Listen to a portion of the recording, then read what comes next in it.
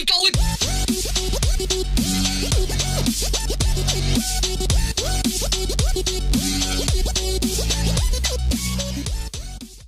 Hello you guys, we're on the Minevoid server, and I'm going to show you what I've done here at the skeleton farm. Last time we were working on a transport system to bring the items back to the mine at my base, like right at the base floor, like right below my base. So I wanted to work out a transport system for that, and it may not look like I've done a lot, but I worked on this for so long testing. I'll show you everything I did, but I worked on this for so long testing to see what I could do. So I'll show you what I ended up doing. It's all done now. Okay, so we got two guys here that obviously have some either feather falling or I don't know what they have, but let's kill them. Alright, sweet. So what happens is the drops go all the way along here. I'm gonna ender pearl because it's really annoying to walk along these hoppers. And this is, I don't mind this being loud because it's somewhere where I'm never gonna be. So it really doesn't matter. You can see the items going up there. Oh, there's a bow too. Oh, some armor we saw. And then it goes, I'll show you, it goes up to the top here. I'll just mine this up and I can show you exactly what's happening. Okay, so you can see here. So the dropper shoots the items up into the water, you know. I think we should be able to put some cobble in here and then race it back. Yeah, so let's put the cobble in there. It's going to start spitting it out one by one. And I'll pick up some of it, but just to show you, it's just an ice path going all the way down that way. But now let's race it back, going the other way, which is not going to be easy. I have a long ways to go. But anyways, the hoppers are all automatically connected to that chain there, and so they go into that dropper tower and go into that ice stream, and then we will see what else happens to them. Once we get back, I need to make a better path to and from this place, but that's going to be above ground. And it's going to be, you know, a path to the end, you know, to my end portal, and also to the skeleton farm. And I'm going to be doing, that's probably the path I'm going to do next, because it's a pretty important path, and it's going to be really beneficial to be able to just like horse ride on an ice farm, on an ice trail all the way to the skeleton farm whenever I need to, or to the end, whenever I need to enchant. Okay, so we're back here, and this is the setup. I don't think, oh, maybe all the cobble did get here already? I'm not sure. Yeah, I don't think we just didn't beat the cobble here. That's what happened. Unfortunately. I thought we might though, because it was just spitting out. Oh yeah, here we go. There's some bones. Maybe that was just some extra bones that came after the cobble. Anyways, it all goes into this sorting system, and basically arrows go into here. This is Daedalus' design. I'll have a link in the description, of course. And bones go in here, and then miscellaneous items go through here, which are like all the armor, the bows, you know, that kind of stuff. Not cobble, because, you know, obviously cobble doesn't come from a skelly farm, but yeah, I'll show you how it works here. Let me just get a stack of something. Okay, so let's watch them as they're coming in. So if we throw a stack in here, it should be okay. So it's all quiet, comes in, gets put in, and as it's getting put into here, that will be lit up, you know, and then when it's done, that light will go off. So yeah, everything's done. It's all perfect. It looks really like small what I did, but you know, took me a while to figure out exactly how I wanted to do it, and it ended up being like the most simple thing after everything that I did. But yeah, all the arrows should be in there now. Perfect. Nice. So we got feather falling 3, feather falling 2. Nice. So yeah, now all the stuff should come to here, which is perfect, and I'll show you the other methods that I came up with. But yeah, that's all I've really actually built on the server. I'm still working on my paths, so there's nothing really to show there. Let me know if you like this texture pack. It's Redcraft, and I really like it. Let me just show you like my actual base first. You know, sometimes this elevator does like decently well. 47. Hello, Mr. Ocelot.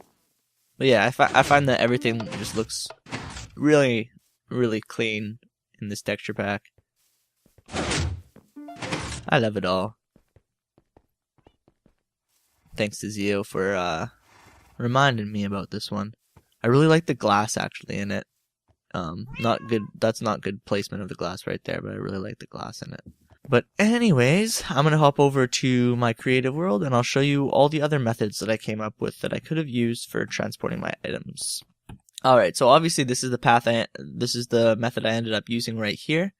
You know, all the items just go into these hoppers right here. I just wanted to test that even if I was like out of the loaded chunks, that it would still like go into the hopper and nothing would like overflow or anything like that. And everything was fine.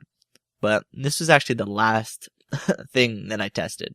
I knew I was going to test it, but I wanted to try something else first. And that was this.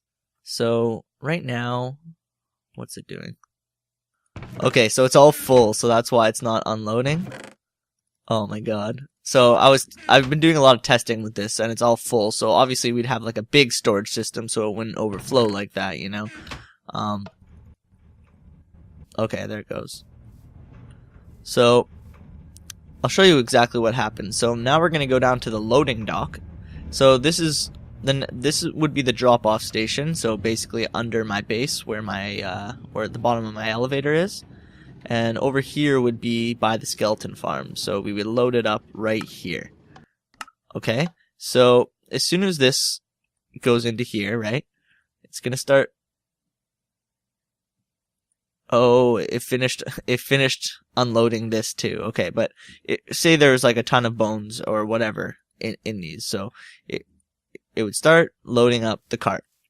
And at the same time, a timer starts going, which turns this rail off for a certain amount of time. So as soon as it hits this detector rail right here, the rail will turn off, and a timer will start. So it's basically it's like a 10-minute give or take timer. So when it first hits this activator rail, the dispenser shoots an item right there, and then a few ticks later, so you know, that many ticks later, a block is shot into there, and then as soon as this one despawns, so after 5 minutes, an item will shoot out of this dispenser right here, which will also keep that powered rail off. And this one is a few seconds later, just to make sure that that rail doesn't turn on for like a split second before this pressure plate turns it off again, you know? So like there's a delay between the time that this one despawns and this one shoots another one onto the pressure plate where the rail will actually be powered. So we needed like this one to just be like a little bit delayed behind this one, just to make sure that it stays off constantly the whole time for about 10 minutes. So this one's connected to the powered rail as well. Right there's like a torch under that block. It's inverted signal. So yeah, that's how that works. It's just a 10-minute timer. So as you can see here, watch, as soon as I pick up this block, another block will shoot out into here. So I'll pick up that block. Another block will shoot on into there, and the rail won't turn off because there's a block still right here, because this one will despawn slightly after this one. So pick up this block, it's still off, and then once the final block right here despawns, the cart gets sent off. And I figured out that that's the perfect amount to like almost fully fill up the chest. I think it leaves 3 slots open. But then when it drops it off, it's the same timer, so it drops off like the perfect amount. So it works out perfectly. And so now it's the same timer over here. We got the 2 droppers that just got activated, and then this one won't be activated until this one despawns. And right now it should be unloading. Yeah, so this is the unloading dock. So this will continuously load and unload, infinitely. So you wouldn't have to worry about anything. It would do it all on its own. So I did figure out a way to do this with minecarts.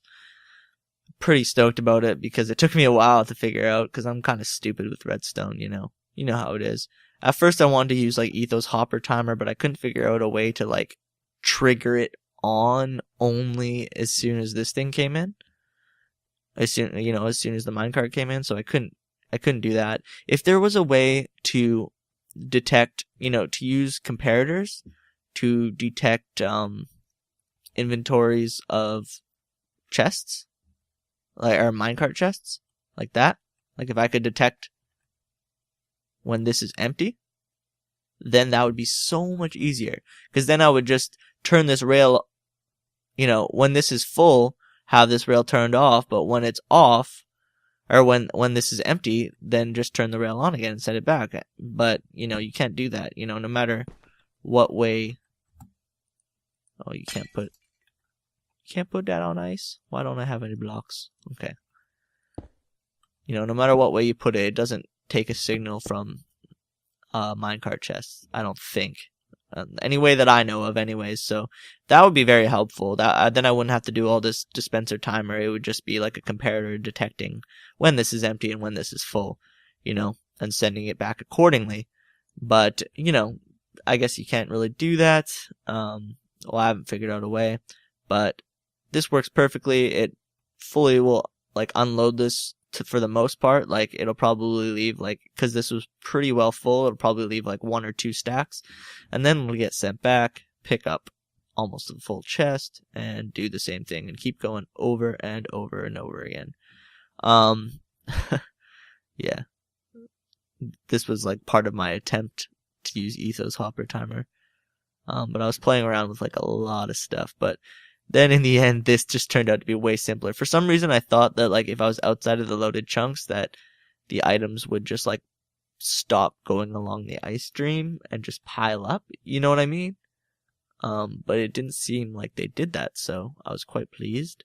Yeah, so this is like the basic model for what's going on in my world. So simple. I didn't think that it would. I don't know. For some reason, I didn't think that it would work out for my system, but it works out perfectly. And I haven't had any problems with it, but I haven't like done like extensive testing, but like I've AFK'd for like a while to make sure that it worked and like put like stacks on stacks of things to try to overflow it. So I've done that, but I haven't like AFK'd for hours or anything. Ooh, diamonds. So yeah, I think I'm gonna probably use this for something in the future because I find this is really cool, to be able to do this with minecarts now. Love it. And it's a really simple design. Like I can build this it's really cheap and really simple. Like all I need is basically items to fill in these droppers, which I will have tons of those kinds of items, like ender pearls, or bones, because I'll have way too many of those. So yeah, that's it for me today, guys. Once again, let me know if there's anything you think I should work on, any suggestions you have for this whole system I got going on, because, I don't know what I'm doing exactly. I'm just kind of playing around. It was actually, I had a lot of fun doing this, so I got to get back into some redstone stuff. Even though, like, this way was more practical than this way, I find this way cooler, this way is only way more practical because it's way faster. That's basically it, really. It's just way faster. Because this one you have to wait for the cart to go back and forth, and then, but this one it's just, it sends the items as soon as they're there, it doesn't have to wait for a minecart to pick them up. It's automatic. Automatically goes into the system without having to do anything, without having to wait for anything. So anyways, that's it. I'll stop talking. Have a good one. Peace.